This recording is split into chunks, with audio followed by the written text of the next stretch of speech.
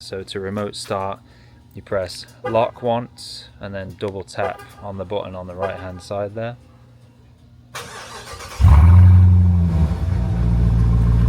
Hey, Chris here, welcome back to the channel. Just here in Orlando, Florida, renting 5 cars from Turo, ranging in power from 500 to 1000 horsepower, and this one behind me is the first of those cars, starting with around the 500 horsepower mark. This is the rented house here, renting it with a few of my brothers, well, 4 of them to be precise. That's not all of them, but yeah, we're sharing this massive 4,000 square foot home. And I thought, why not share my journey with the rental cars? I had to get this M4 just purely because of the price being so good, and it's one of my favorite cars that's out right now. So I'll talk about the price. So this one was £250, well, $325 for the day. In pretty good condition, just a couple of like stone chip, well, that's not stone chip, some damage there at the front. Few stone chips on the front here. The car did like smell a bit, I'm not gonna lie.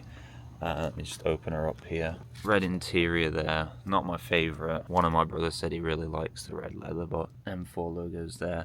The owner was walking me around the car and he showed me there's like some damage here on the seat, and he said these have just been replaced, and there's a couple of warning lights on the dash, but he literally told me everything about them and said, oh, they're not to worry about, they just need resetting. Came with 3/4 of a tank of gas, or petrol as we call it in the UK. Overall, for the price, the car is very, very good. It's got this active exhaust on it where you press the button in the car, so most of you will know these cars have an exhaust button. That one just there, and it really sounds mean when you press that button and open it up.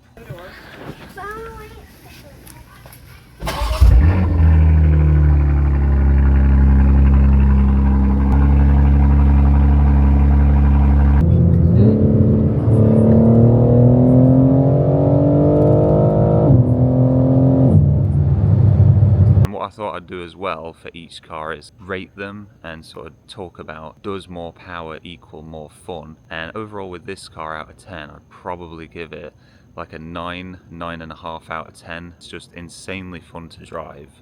Corners amazing. Okay, it's not the fastest thing in the world, and you know, it's 500 horsepower, but just the way it drives, how smooth, and the crispness of the gearbox is really, really good. Okay everyone, so here is car number 2 then, running 600 horsepower, and it's a Tesla Cybertruck. Now this is the dual motor, doesn't have the yoke like a car that I'm renting later on in the video. Some clue there for those that are the keen Tesla fans, but this one has the full sort of oval wheel. I really like this one, how it has the single massive wiper that just sweeps across the windscreen. That's pretty epic.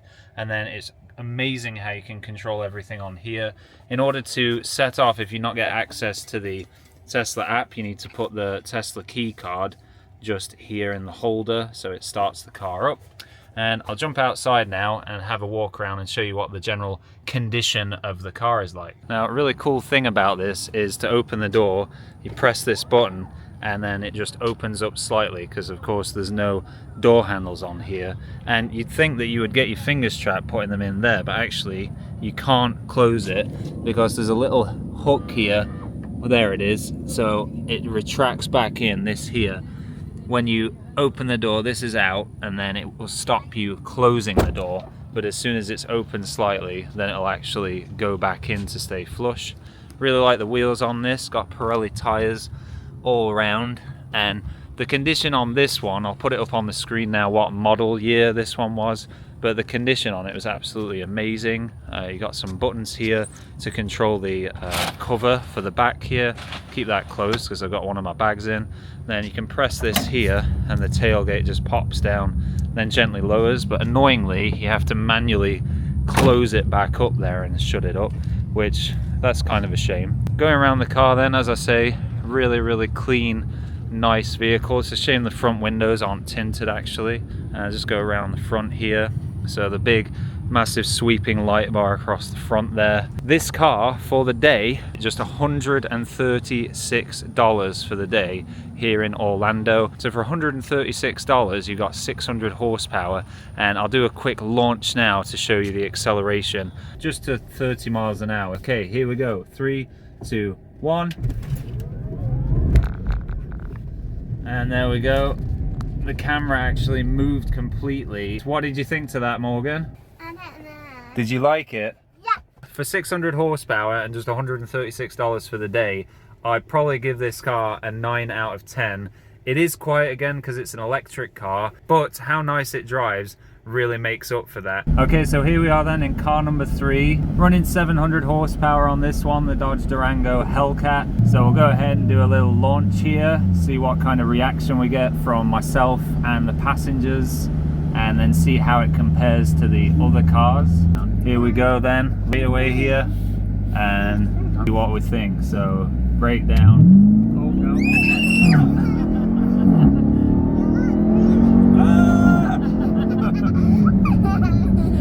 It definitely has the power. That launch is pretty crazy. I'm gonna give it a 7.5. Oh, okay. We've got 7.5 there from one passenger.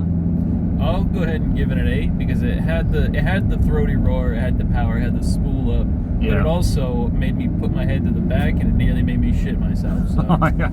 Okay, so my rating then, I don't know, it's a tricky one. The car's so heavy, so it holds back its performance, but obviously it's a massive car. I'm gonna have to say 8 out of 10 again. I think this car was $240 per day. Not bad value for money. Okay then, so here's the 4th car that we've rented on Turo. This is the Lucid Air Grand Touring model, which is the 800 horsepower version. And the price for this was $300 for the day. 2025 model with 10,000 miles.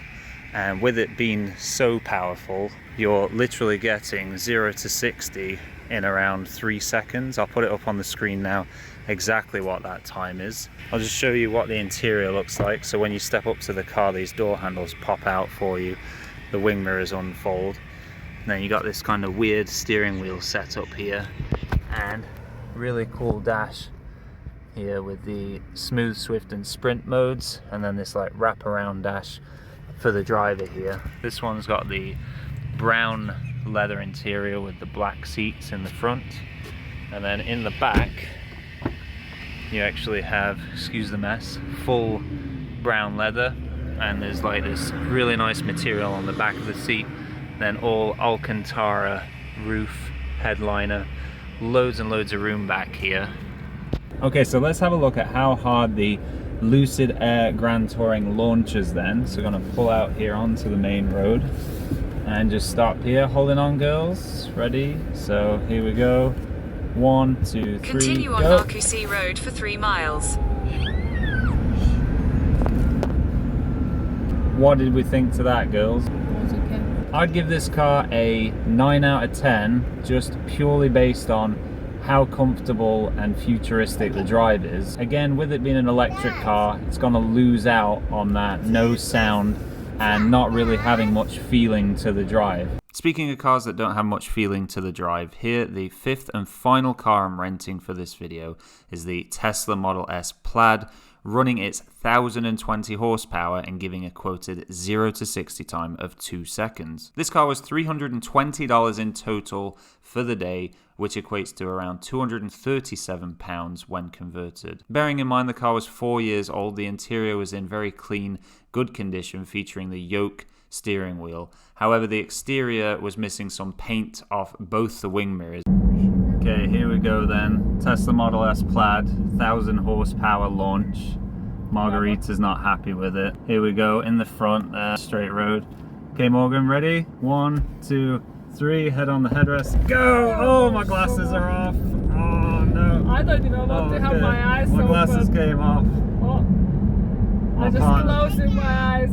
I'm going to have to give this car a 9 out of 10, purely for the performance it gives on the acceleration and being a 9-second street car and giving you that practicality that you could use it every day. But it does lose that point with it being yet again another electric car and being just a bit boring and quiet to drive. not good, no. You don't like it? No, too much pressure, feeling sick, close my eyes, can't see anything. Oh, we'll see. So to answer the question that no one asked me in the first place, no, more power doesn't necessarily mean more fun. As proven in this video, with the M4 being my car of choice if you're just talking about pure fun factor, with, sorry to say to the Tesla and electric car haters, the Cybertruck winning on a car that I'd choose to run every day. Feel free to check the link in the description for my competition page, Boss Competitions, where you have the chance to win various luxury items such as Rolex watches and supercars. Thanks for watching, and I'll see you in the next one.